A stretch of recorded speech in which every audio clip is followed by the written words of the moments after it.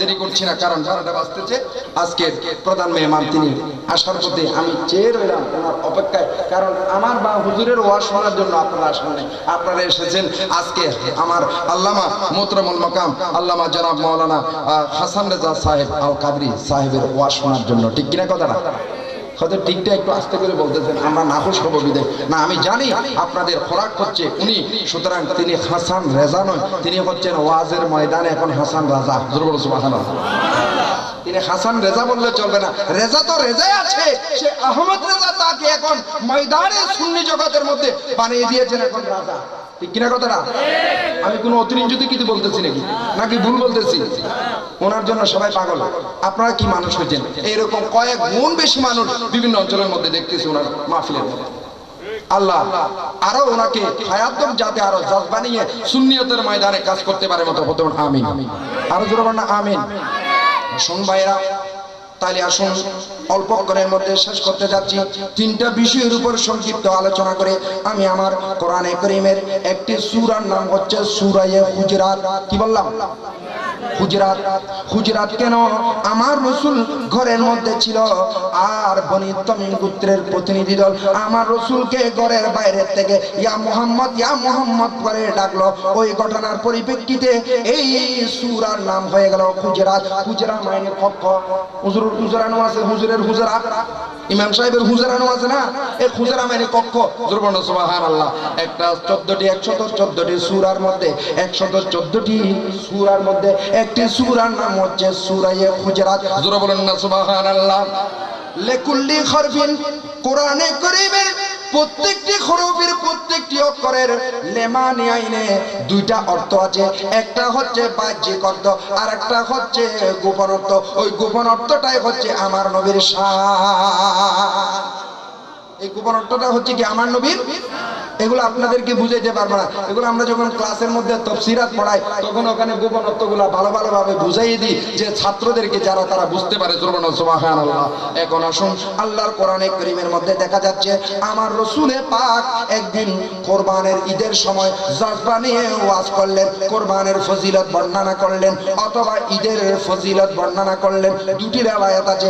মায়েশা সিদ্দিকার riwayatের মধ্যে ঈদের রমজানের ঈদের কথা আছে, কিন্তু অন্য riwayat মধ্যে কোরবানের ঈদের কথা আছে।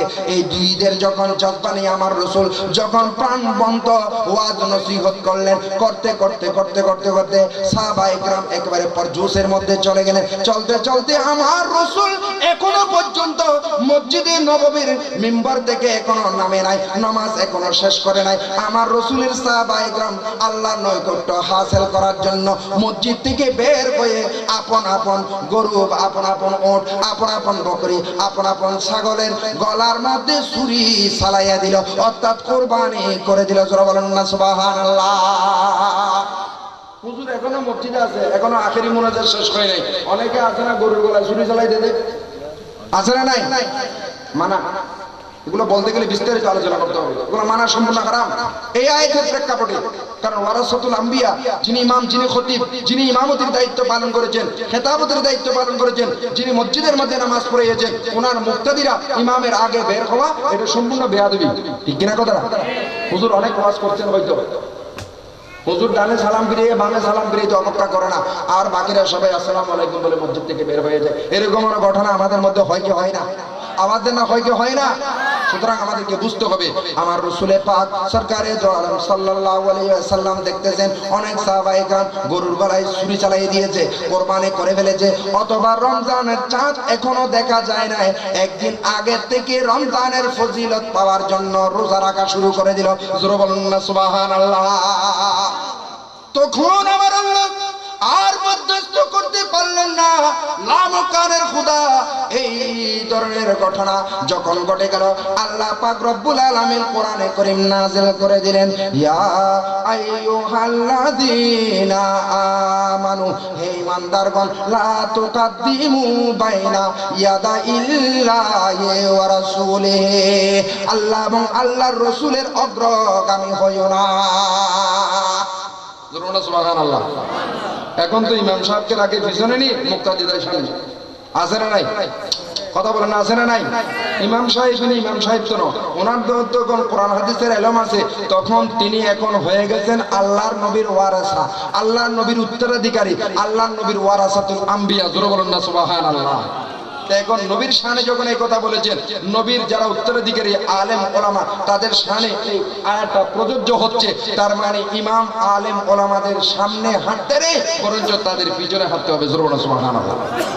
এখন তো একটু পয়সাওয়ালা মোটা সোটা হইলে, একটু মন্ত্রী মিনিস্টার হয়ে গেলে ইমাম সাহেবগুলো পিছনে থাকেন। মসজিদে আগে রয়েছেন, এটা ভালো কথা, কিন্তু এখানে বাইরে, মসজিদের বাইরে আমার পিছনে থাকবেন আপনি, আমি থাকবো আপনার সামনে। কথাটা ঠিক কিনা? আওয়াজ দেন ঠিক কিনা?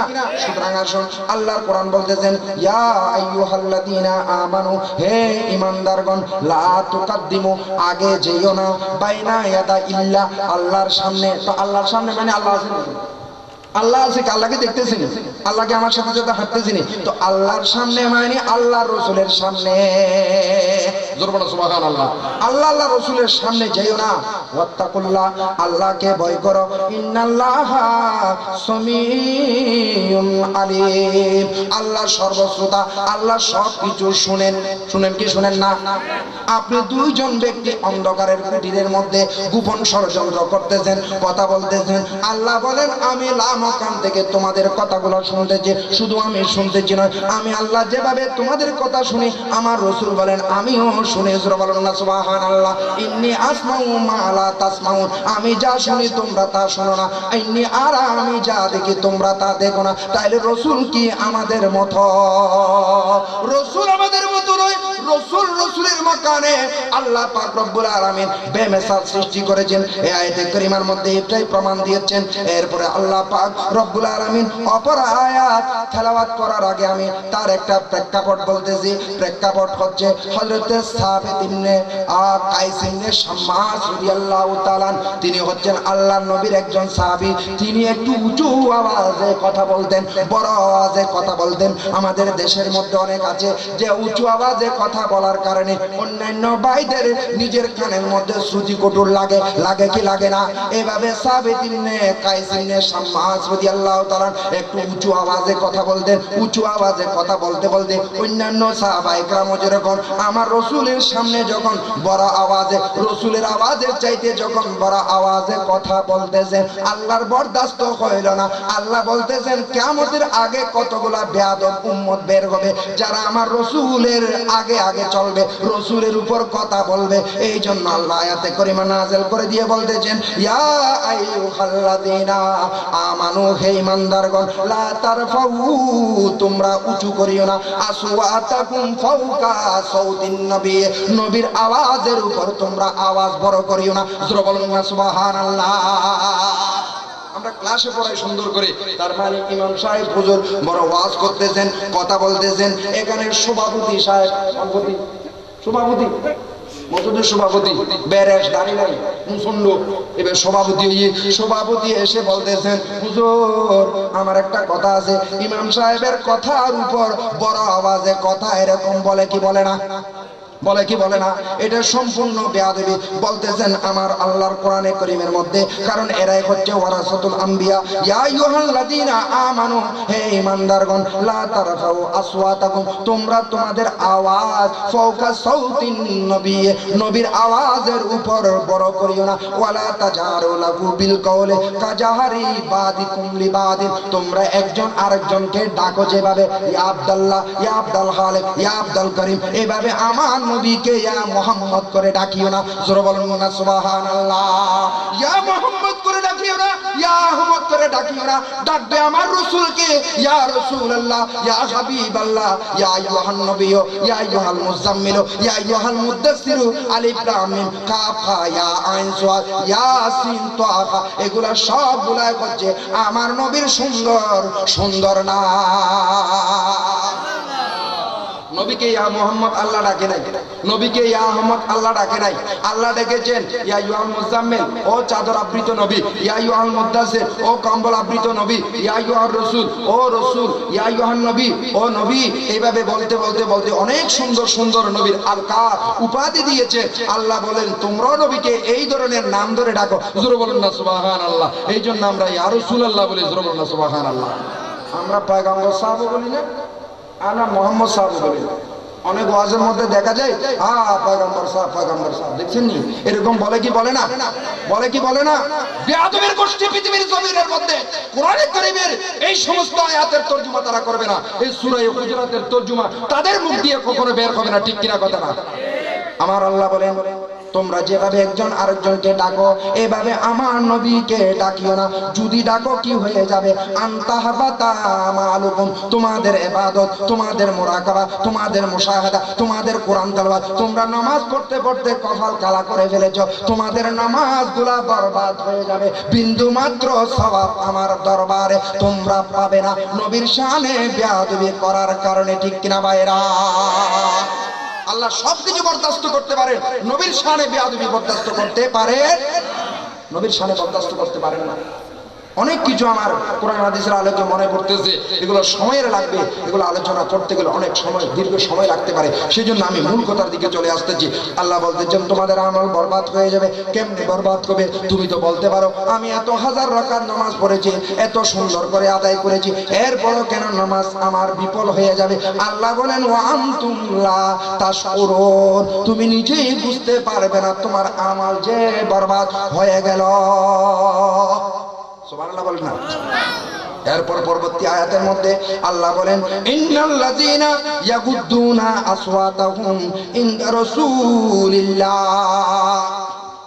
আল্লাহ বলতেছেন এই পৃথিবীর জমিনের মানুষ, আল্লাহর বান্দারা, যে সমস্ত মানুষরা, যে সমস্ত আমার নবীর উম্মতের নরনারীরা, আমার রাসূলের সাহাবায়ে কিরামরা, যারা নবীর সামনে নিজের গলার আওয়াজ ছোট করে, নিজের স্বরকে ক্ষীণ করে, নিজের আওয়াজকে ছোট করে, ওই সমস্ত ব্যক্তি তারা কারা তোমরা কি জানো? বলে যে তারা হচ্ছে উলাইকা, এমন লোক, আল্লাযীনা ইমতাহানাল্লাহু কুলুবাহুম লিত্তাকওয়া, আল্লাহ যাদের অন্তরকে পরীক্ষা নিরীক্ষা করেছেন, কোষ্ঠী পাথরের মাধ্যমে স্বর্ণ পরীক্ষা করা হয়। আর আমার আল্লাহ বলেন আমি আমার রাসূলের সাহাবীদেরকে সাহাবিয়তের মর্যাদা দেওয়ার আগে তাদেরকে আমি কলবকে পরীক্ষা করেছি, এই পরীক্ষার মধ্যে যারা উত্তীর্ণ হয়েছে তাদেরকে নবীর সাহাবী আমি বানিয়ে দিয়েছি।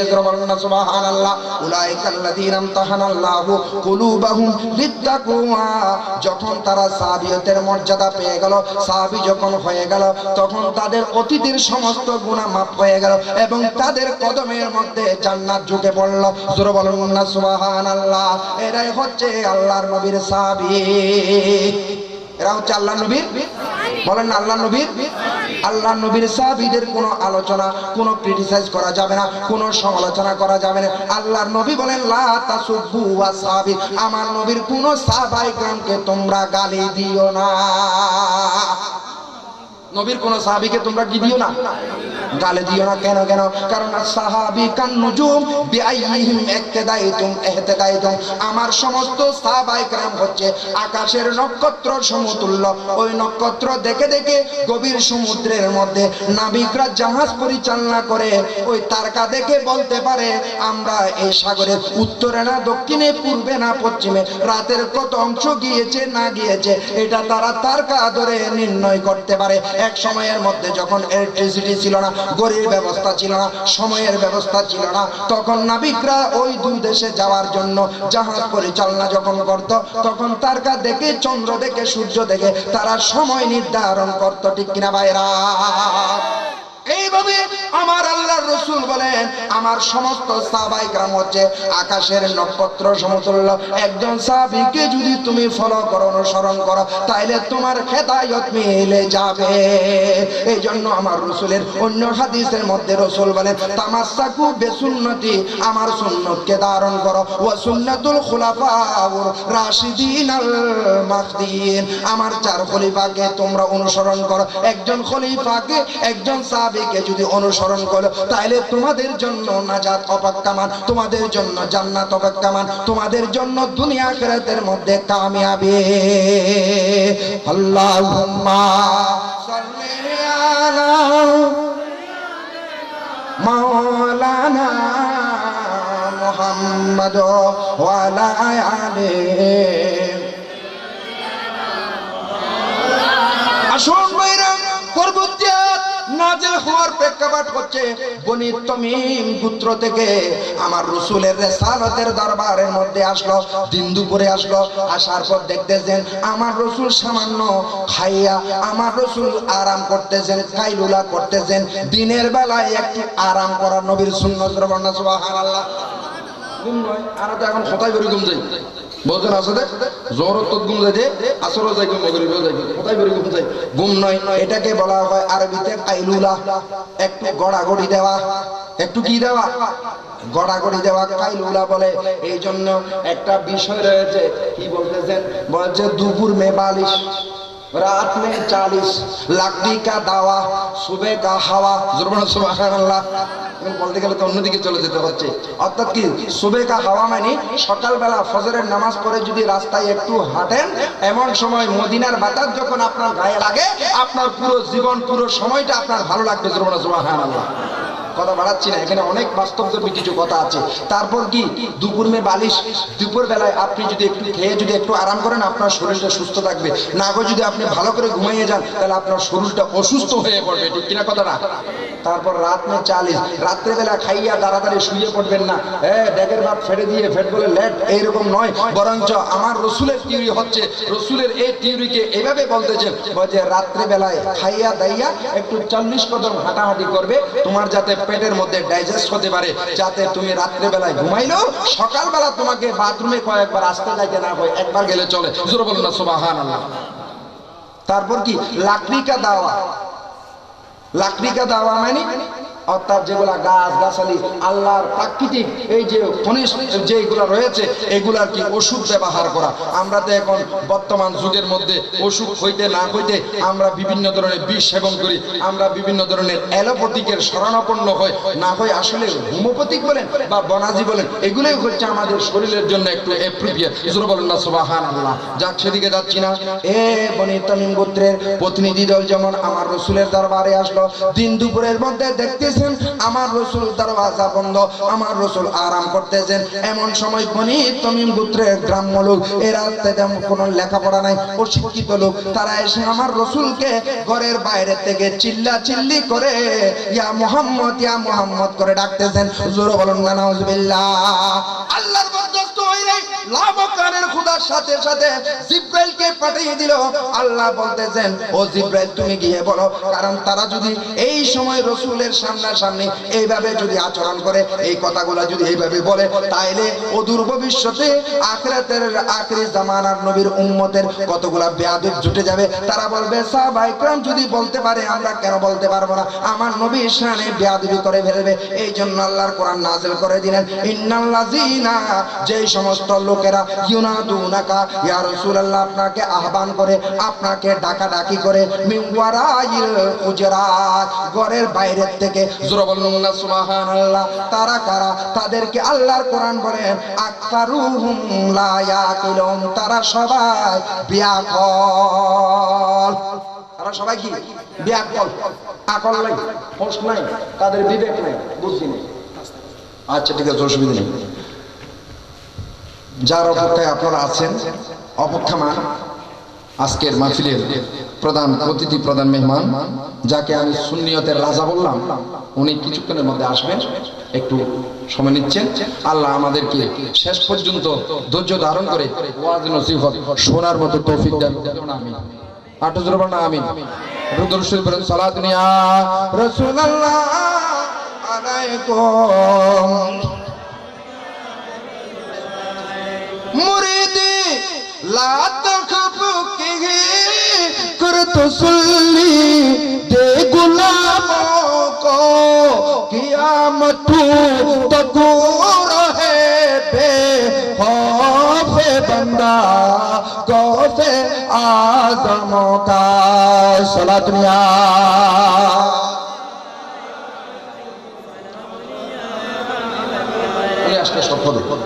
ভাইরা বন্ধুরা আসুন।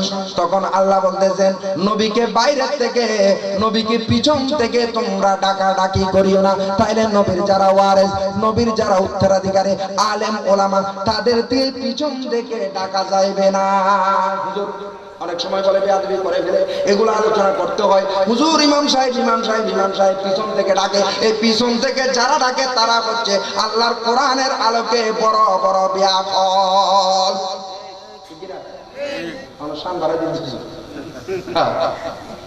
বুঝে না? কোরআনের এই আয়াতের আলোকে ওয়াজ করতে হয়।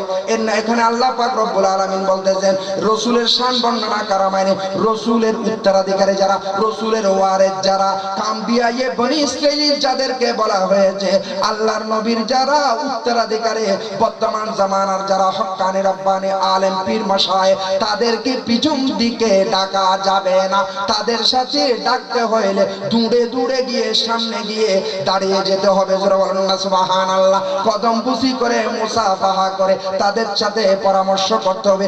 এই শিক্ষায় আল্লাহর কোরআন দিতেছেন। জোরে বলুন না সুবহানাল্লাহ। আল্লাহর কোরআন বলেন, ওই বনি তুমি গোত্রের লোকেরা যদি আল্লাহ রসুল যে একটু আরাম করতেছেন তাহলে আরা যদি অপেক্ষা করত তাদের জন্য বালাই হইতো। সুবহানাল্লাহ। এখানে অনেক কথা আছে যে তাদের জন্য বালাই হইতো।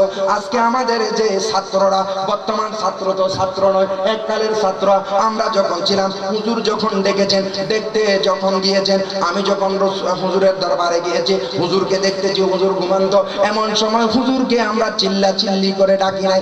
আমরা ডাকতে হইলে হুজুরের কদমের মধ্যে আস্তে আস্তে আস্তে আস্তে আস্তে নরম হাতে হাত বুলাইছে। হুজুর যখন ঠান্ডা ঠান্ডা অনুভব করলো তখন চুপ দিয়ে দেখতেছে আমার ছাত্র প্রেজেন্ট উপস্থিত হয়ে গেছে। এটাই ছিল তৎকালীন সময়ের আদর্শ। আর এখন জামানার ছাত্ররা হুজুরকে ডাকবে হুজুর হুজুর হুজুর হুজুর, ডাকে কি ডাকে না? কত ধরনের বেয়াদবি। সময়ের সংক্ষিপ্ততার কারণে অন্যদিকে যাচ্ছে না।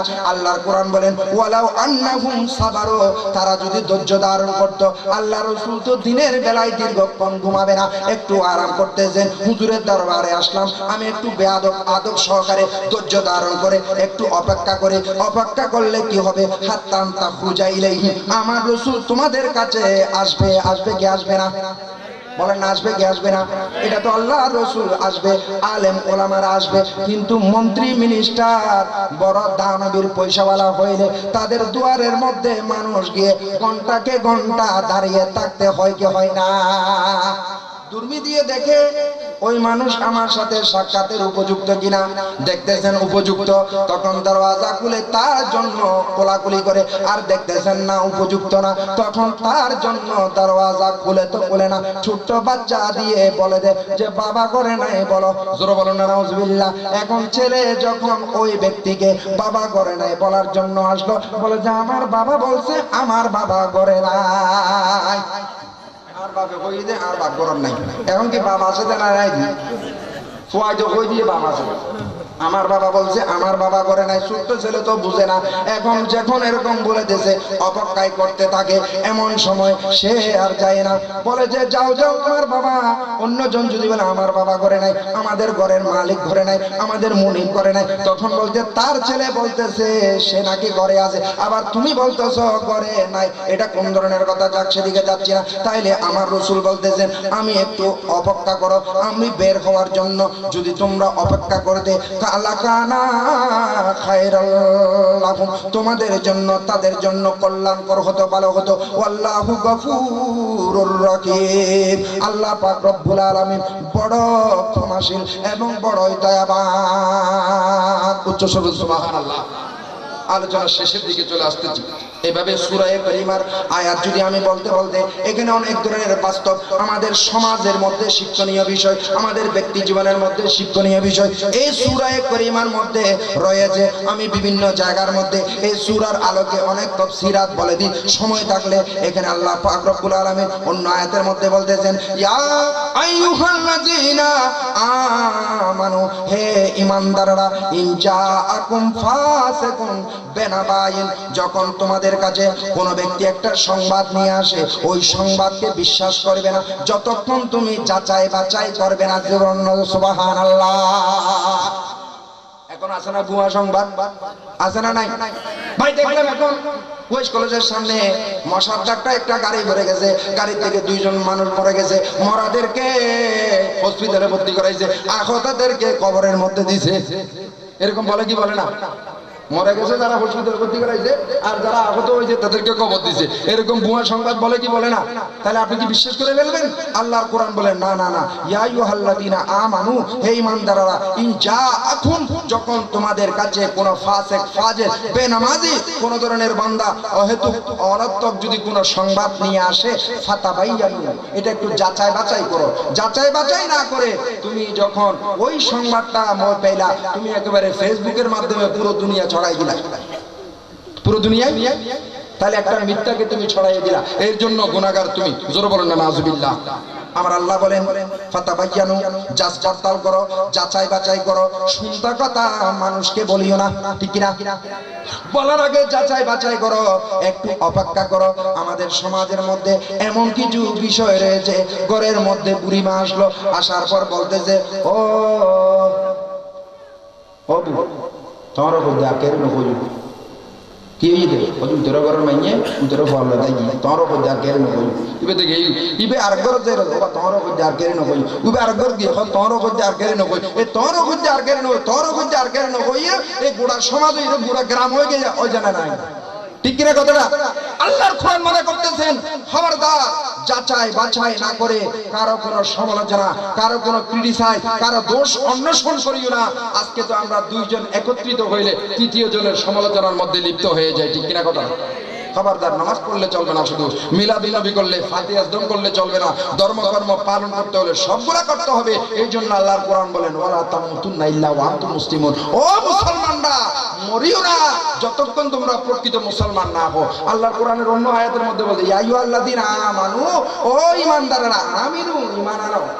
দেখছেন নি ও বাবা, ভাত খাইও যারা তারা ভাত খাইলো, কথা জানেন না? ভাত খাইও যারা তারা ভাত খাইলো, যারা খাইও তারা লাই ভাত খাওয়াত দাও, যারা ন খাই তারা লাই দাম ফুয়াত দাও, বললাম এলে কথা না? আল্লাহর কোরআন বলে ইয়া আইয়ুহাল্লাযীনা আমানু, হে ঈমানদাররা, আমিনু, ঈমান আনো। তার মানে বোঝা যাচ্ছে আমরা কলমা পড়ে ফেললাম, নিজেকে মনে করতেছি ঈমানদার। আল্লাহ বলো এখনো ঈমানদার হও নাই, কারণ তোমার মধ্যে নামাজ নাই, রোজা নাই, হজ নাই, যাকাত নাই, মা বাবার খেদমত নাই, পরোপকার নাই, মানুষের কল্যাণ নাই। রাস্তার মধ্যে ইট একটা উঠে থাকলে এটা বগলের তলে নিয়ে গোয়াল ঘরের মধ্যে দিয়ে আর তোমার অভ্যাস আছে, সুতরাং তোমার মধ্যে ঈমান এখনো পরিপূর্ণ হয় নাই। আমার রাসূল বলেছেন ইমাতাতুল আযানিত তরি, রাস্তার মধ্যে একটা কাটা পড়ে আছে, কোনো কষ্টদায়ক বস্তু পড়ে আছে, এটাকে তুমি একটু সরাইয়ে দাও। আমি সরাইয়ে দিলাম আর কি, ওই ইটটা আমার বগলের তলে করে আমার গোড়ার বোতলের মধ্যে নিয়ে এলাম। আমার রাসূল সে কথা বলে নাই, ওই যে কাটা পড়ে আছে ওই কাটাটা সরাইয়ে দাও। কারণ তুমি চুক্ষুষ্মান ব্যক্তি, নওজোয়ান ব্যক্তি, তুমি দেখতেছো, কিন্তু তোমার পিছনে একজন নারী আসতেছে পর্দা দিয়ে, একজন ছেলে আসতেছে ছোট্ট ছেলে দৌড়াদৌড়ি করে, একজন বৃদ্ধ আসতেছে চুকে ভালো করে দেখে না, একজন অন্ধ আসতেছে চুকে দেখে না, এরা তো সেই কাটাবিদ্ধ হবে। কাটাবিদ্ধ যদি হয়ে যায় তুমি গুনাহগার হয়ে গেলা। জোরে বলেন না সুবহানাল্লাহ। নবীর কত সুন্দর আদর্শ, নবীর কত সুন্দর অনুপম চরিত্র আজকে আমরা ধারণ করছি না। আমরা জবানে বলি, আপনারা শুনেন, আমরা বলি, কিন্তু আমাদের বাস্তবতার মধ্যে আমরা সেটাকে প্রতিফলন ঘটাই না। আল্লাহ আমাদেরকে নবীর আদর্শ চরিত্র বুঝার মতো তৌফিক দান করুন। আমিন। আরো জোরে বলেন না আমিন। খারাপ লাগতেছে? বজুর 12টা বাজতেছে, রাত তো এখন শেষ হয়ে যাবে। আমাদের সেই ওয়াজের ময়দানের যিনি রাজা, তিনি কখন আসবেন? আসার পথে। অর্গানাইজার যারা, তারা কিছুক্ষণ আগে এই যে চেয়ার তুলছে, তার মানে বোঝা যাচ্ছে তিনি আসার পথে। জোরে বলেন সুবহানাল্লাহ। একটু দরুদ শরীফ আল্লাহুম্মা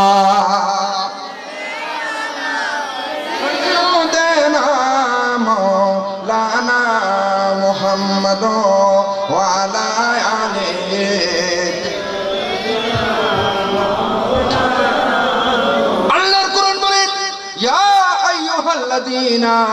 আমানু, হে ঈমানদারগণ, লা ইয়াসখারু কওমুম মিন কওমিন, তোমরা এক সম্প্রদায় অন্য সম্প্রদায়কে বিদ্রুপ করিও না।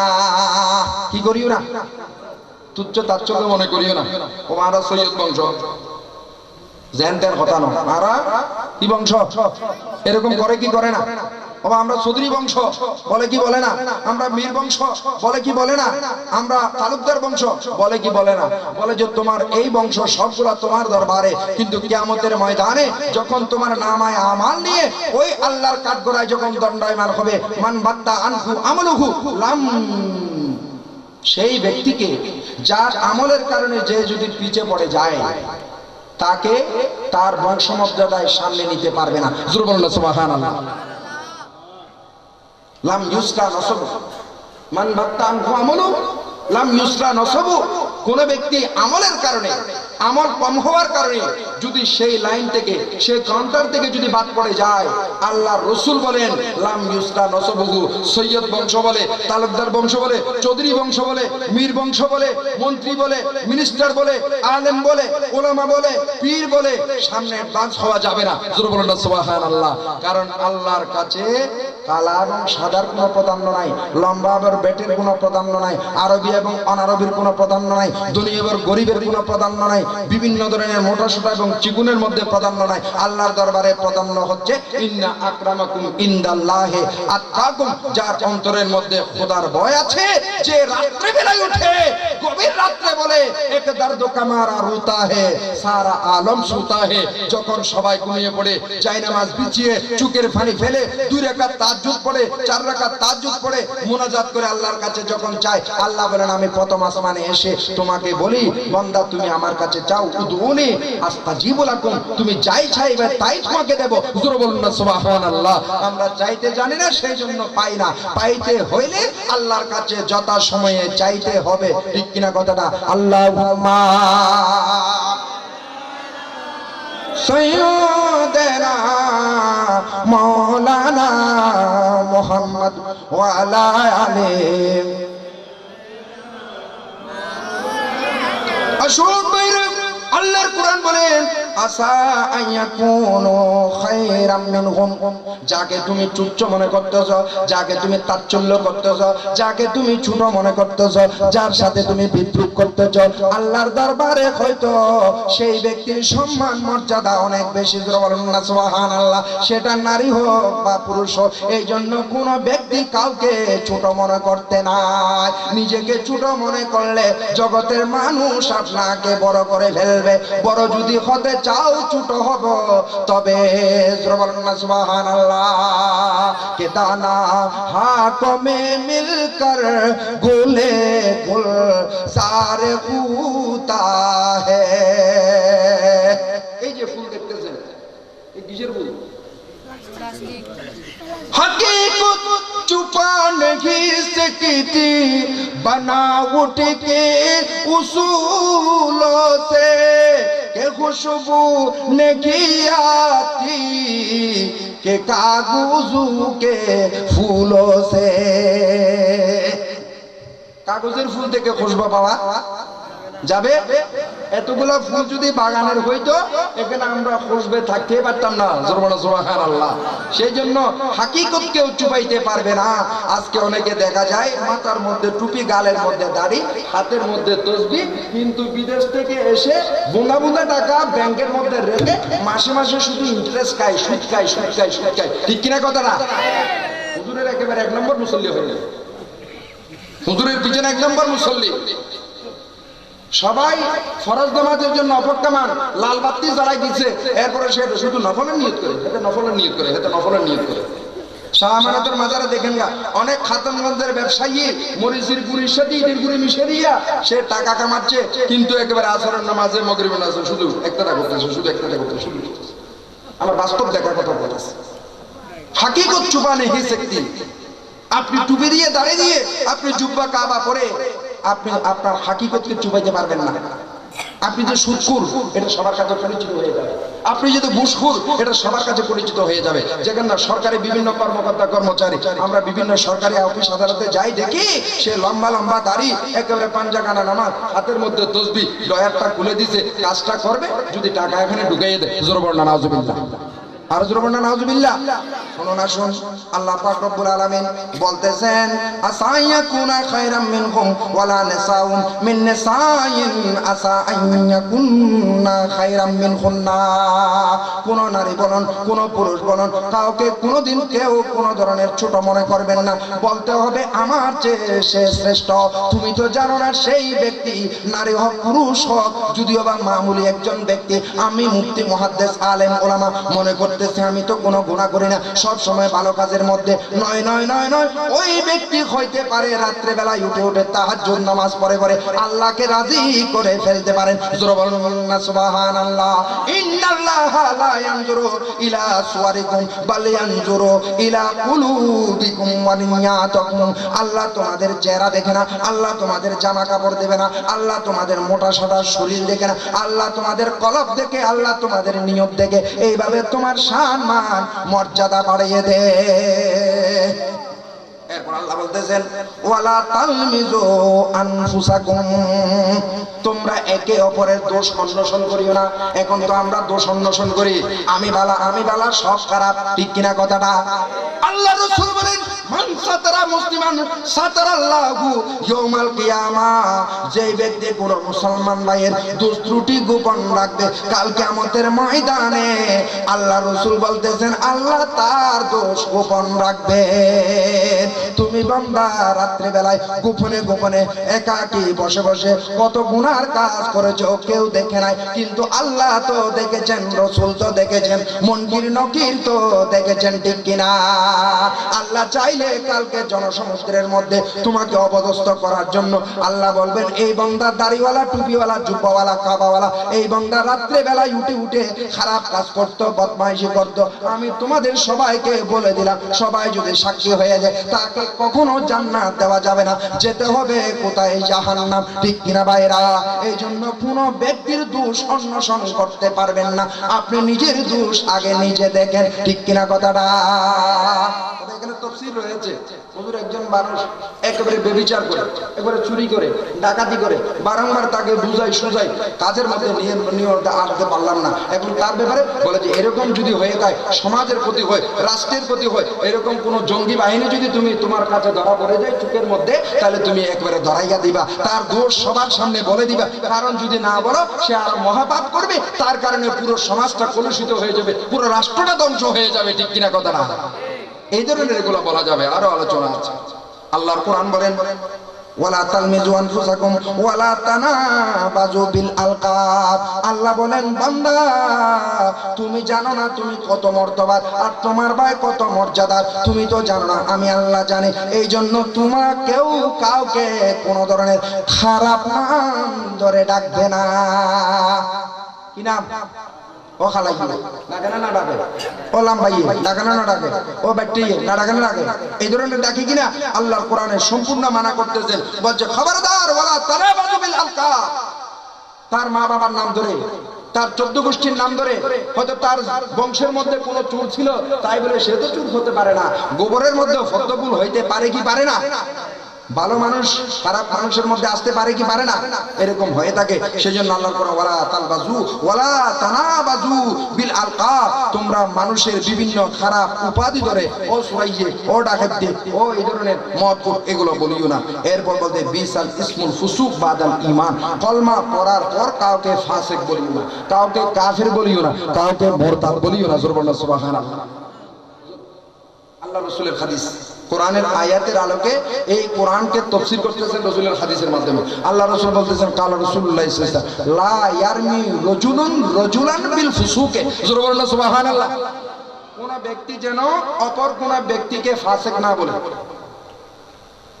ওয়ালা ইয়ারমিহি বিল কুফরে, কোন ব্যক্তি যেন অন্য কোন ব্যক্তিকে কাফের না বলে, কোন ব্যক্তি যেন অন্য কোন ব্যক্তিকে মুরতাদ না বলে। এখন বলতেছে কাফের ফাসিক মুরতাদ কি সাধারণ মানুষ নাকি যারা মুহাদ্দিস তারা বলতেছে?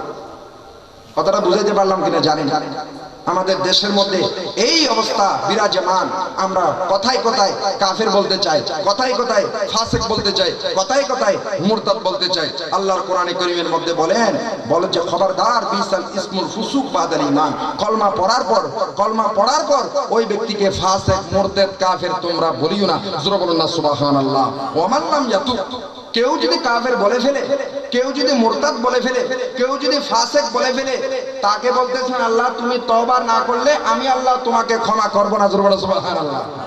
এখন যে কাফের বলতেছে হেতে বলতেছে যারে বলছি হেতে তওবা করতে হইবে, যারে বলছে তাকে তওবা করতে হবে। আল্লাহর কোরআন বলতেছে যে বলছে তাকে তওবা করতে হবে। যদি সে তওবা না করে তাহলে আল্লাহ বলতেছেন ফাউলাইকা হুমুল ফাসিকুন ফাউলাইকা হুমুজ জালিমুন। যে বলছে সেই ফাসিক, সেই কাফের, সেই জালেম। জোরে বলুন না সুবহানাল্লাহ।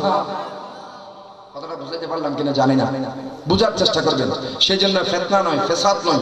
আল্লাহর কোরআন বলেন ফাসলিহু বাইনাহুম, তোমরা দুইজন মুসলমানের মধ্যে ইসলাহ করে দাও, সংশোধন করে দাও, ঐক্যবদ্ধ করে দাও। ওয়ালা তাফাররাকু, তোমরা বিচ্ছিন্ন হইও না, তোমরা মতদ্বৈততার মধ্যে লিপ্ত হইও না, মতানৈক্য করিও না, ইখতিলাফ করিও না। ইখতিলাফ করলে, মতানৈক্য করলে, বিতর্ক করলে কি হবে জানো?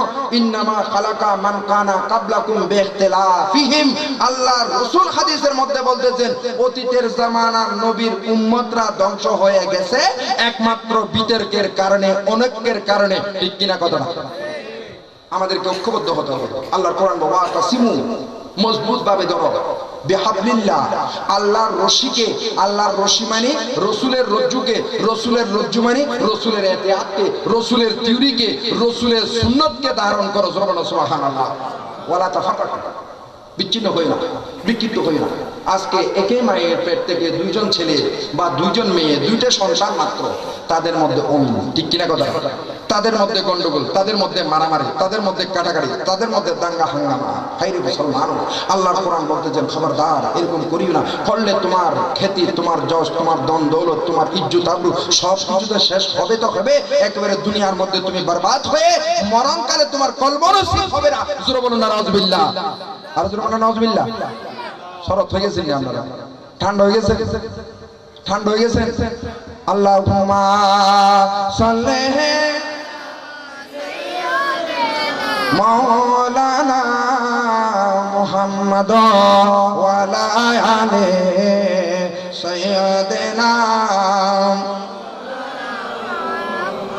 আসুন ভাইরা, আল্লাহর কোরআন বলেন ইয়া আইয়ুহাল্লাযীনা আমানু, হে ঈমানদাররা, ইজতানিবু কাসীরাম মিনাজ জান্নি, ধারণা করা থেকে বিরত থাকো।